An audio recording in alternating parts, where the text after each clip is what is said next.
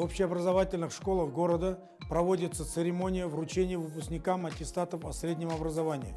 Очень важно не омрачить этот день неприятными инцидентами.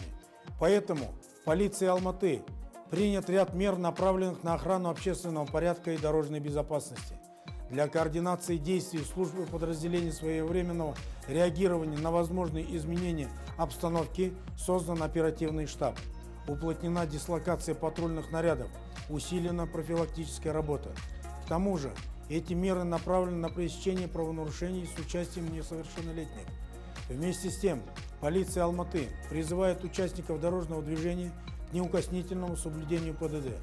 Хочу напомнить каждому родителю, что нашему суверенному государству необходима образованная, законопослушная, здоровая и сознательная молодежь.